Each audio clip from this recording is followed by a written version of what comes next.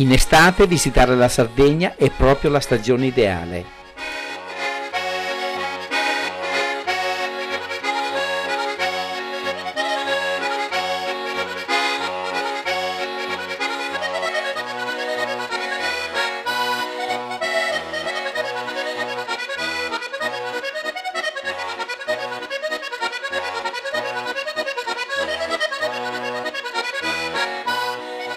Per coloro che amano la natura e per chi vuole inoltrarsi alla scoperta dei costumi di un popolo che gelosamente tiene come dentro uno scrigno le usanze del passato, ma è pronto ad accoglierti per svelarti i segreti ormai noti.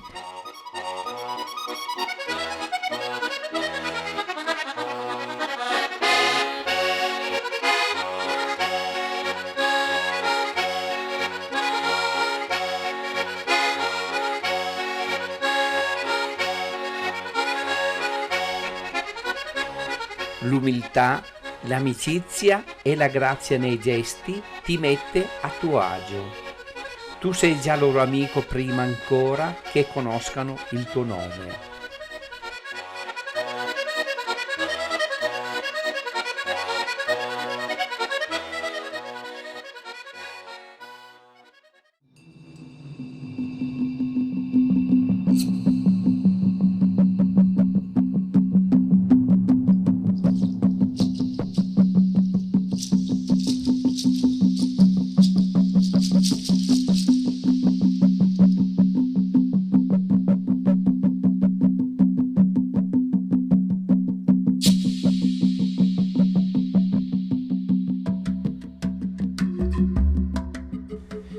Zio Cipriano decide di accompagnarci all'ombra e si fa sedere sotto un incavo ricavato da due grossi massi. Un maialetto, impaurito dalla nostra presenza, rimane all'interno di una delle grotte.